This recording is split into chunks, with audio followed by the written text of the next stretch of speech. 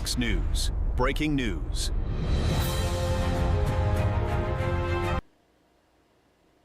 Right now, the UFO story just crossed a line the regime media can no longer laugh off.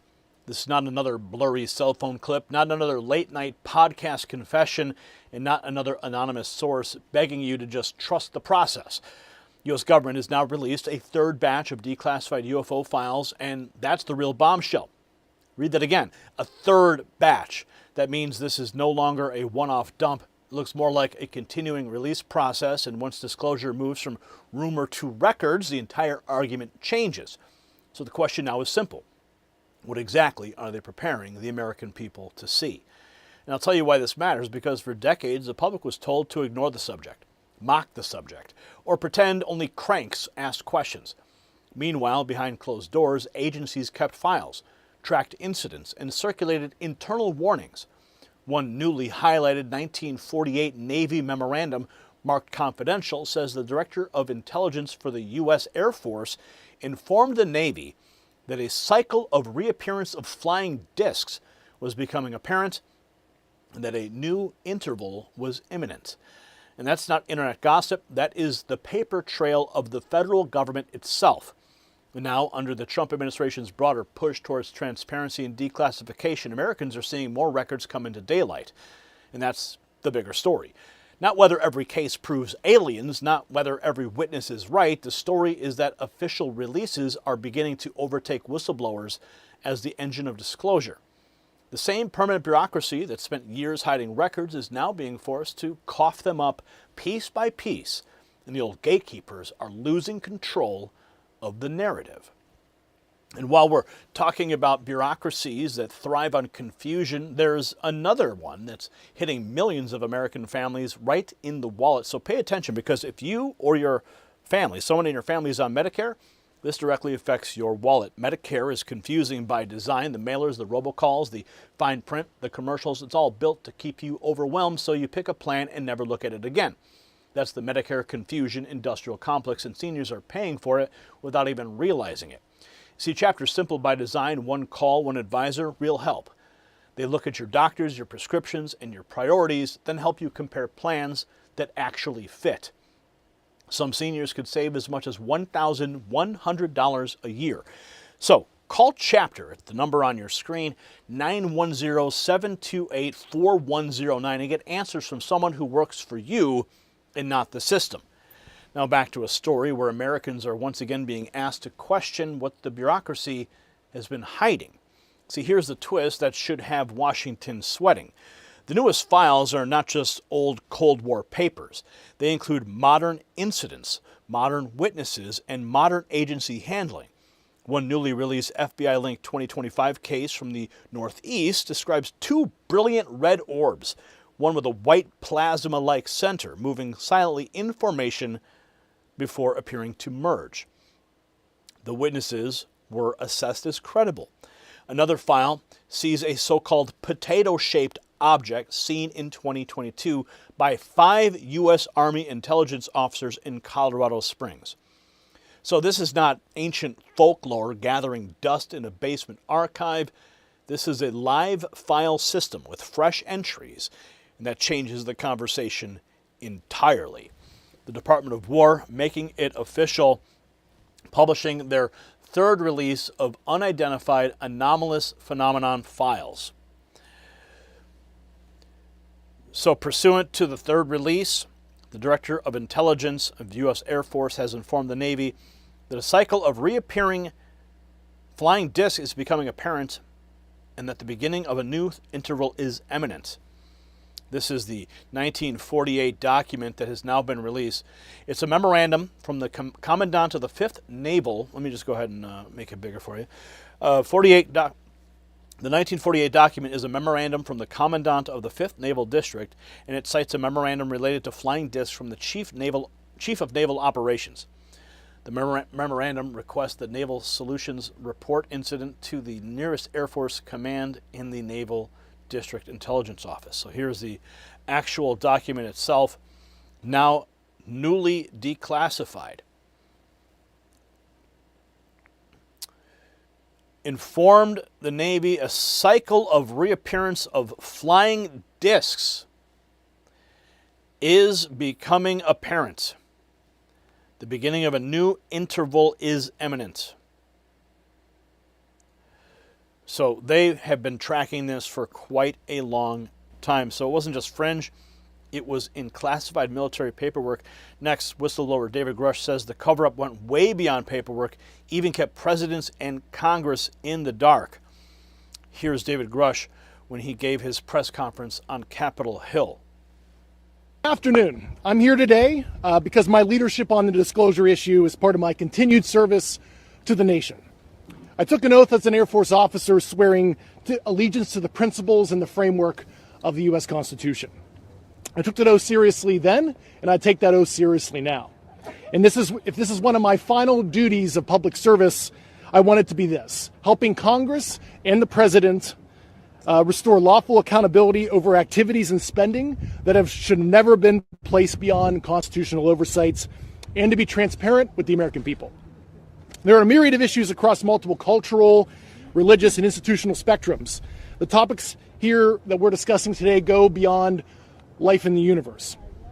There are serious homeland security and airspace safety issues. There are relevant counterintelligence and technology protection issues that must be taken into consideration. For decades, unknown objects have freely operated in restricted airspace in large metropolitan areas and critical infrastructure, and the agencies responsible for securing the homeland cannot adequately defend against it. This is a serious national security issue. In my official duties, I was exposed to human and signals intelligence information concerning foreign adversary, UAP crash retrieval, exploitation and study efforts, adversary views on U.S. legacy program reverse engineering efforts, and U.S.-held audiovisual information related to crash retrieval matters, such as the recovered vehicles and the associated biological material. One must always be concerned about adversarial disinformation when you're getting foreign intelligence, but I was able to cross-verify this information internally to back up the foreign government assertions. Many of the president's team has been kept in the dark by high-ego, politically appointed actors, both because of incompetence and malicious intent has subverted the president's order on this issue. Furthermore, some of this foreign intelligence has not been provided to Congress despite lawful requests to the Defense Intelligence Agency last summer, and also having formally been published across the IC and analyzed by such analytical centers such as NASIC. These records belong under congressional oversight, and I believe DIA should stop obstructing Chairwoman Luna's task force and provide those documents to Congress and enter it through mandatory declassification review so the American public can see some of the foreign intelligence I had access to. So he laid out the obstruction piece. Now gets more specific, saying the government is aware of several dozen crash retrieval cases tied to non-human biologics. Buckle up. Hi, Mr. Grusch. Scott Murtha from Mysterious Planet. I have a question. Do you have a sense of how many cases the government might be aware of that involve non-human biologics? Quite a few, several dozen. So that's an ongoing list. So I can't give you an exact number because I didn't even have full access to that information. Do you have a general rough estimate between several dozen? Gotcha. All right, thank you, sir. Bottom line. Several dozen. That number alone blows up years of media mockery. Next, he says it doesn't stop at a category. He claims the government knows multiple types of non-human intelligence. I certainly don't have the compendium. It's a continuum from corporeal, bipedal type life to, what I would consider like sentient plasmoid life. But there are several that the U.S. government is aware of. Question for you, Mr. Grusch. Okay. During the course of your investigation, it's been surfaced to the public that there's been a program by the name of Immaculate Constellation. During the course of your investigation, did you recognize that the infrastructure to support such a program for exfiltration of data from federal systems would exist?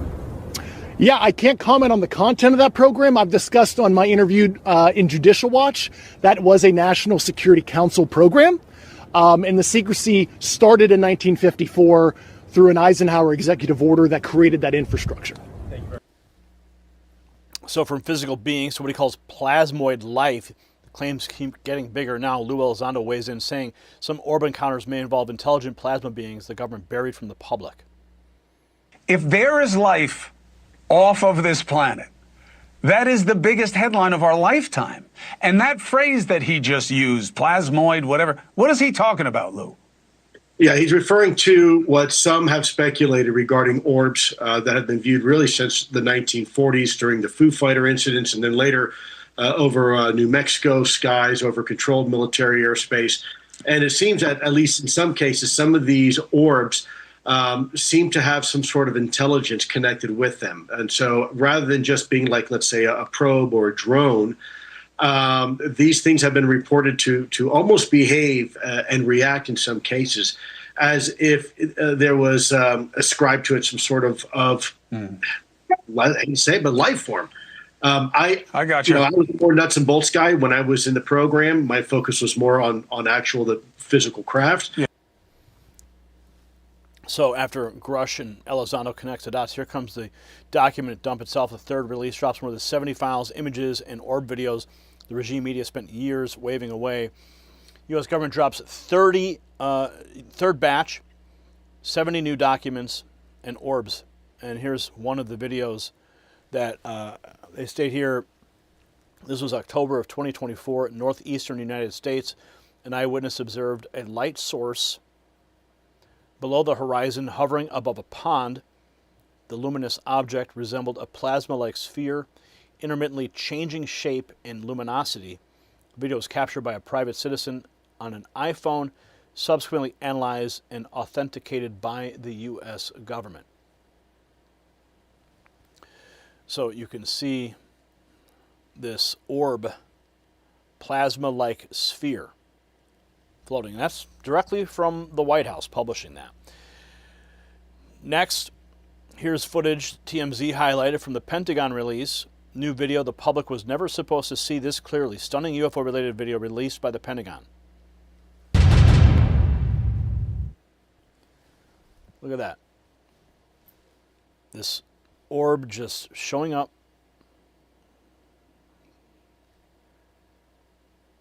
Just pulsing in the sky, turning into a circle.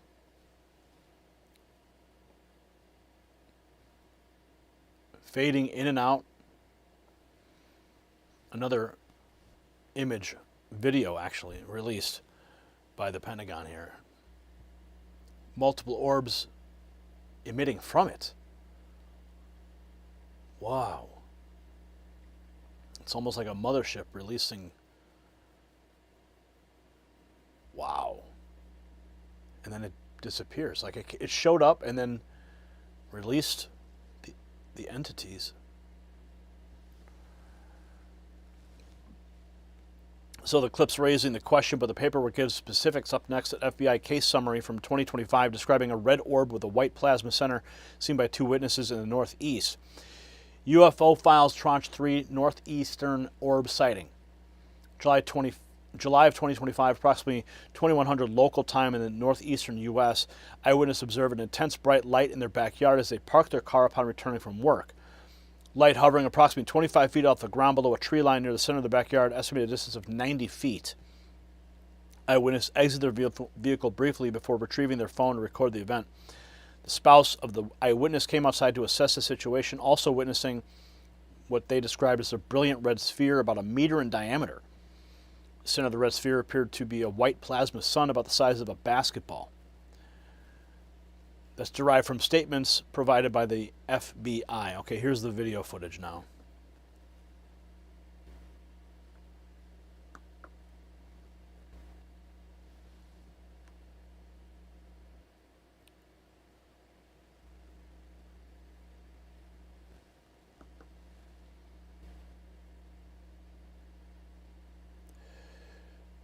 Now, when I first saw this, my initial impression was that these appear to be like signal flares.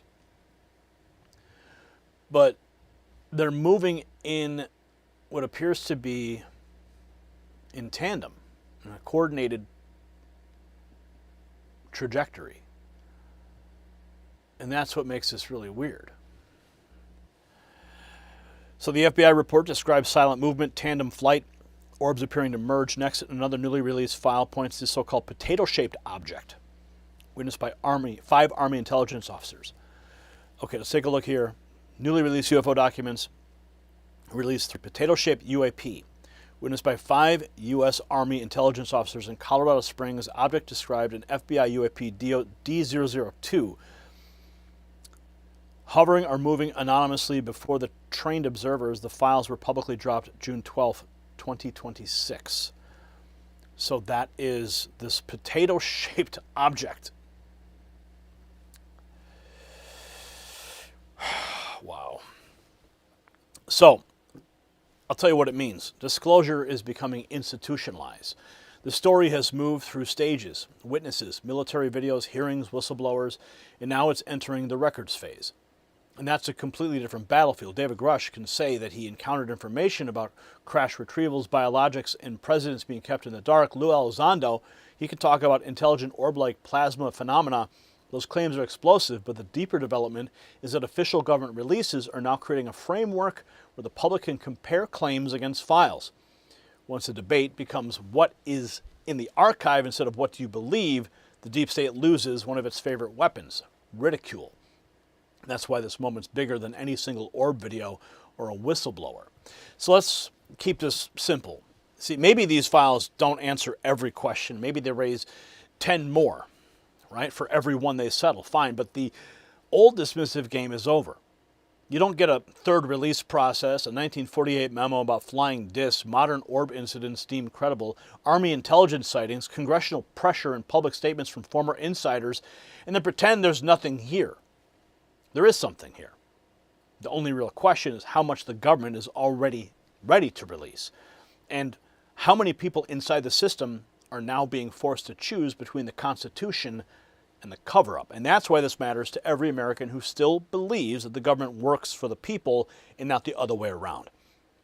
If you want more coverage the corporate media will never give you straight, hit share, subscribe, drop your answer below. Yes or no, do you believe the federal government knows far more about UAPs than has admitted publicly? Let's have a conversation and make sure you stay connected with the Next News Network. Text the words raw feed to 844-840-4963. We're cutting out the middleman, going direct to you so you never miss a notification again. And also,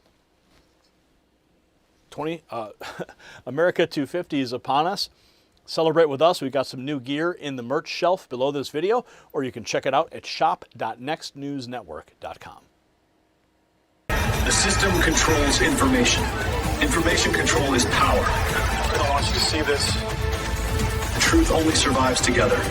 They don't want this shared. Share this now.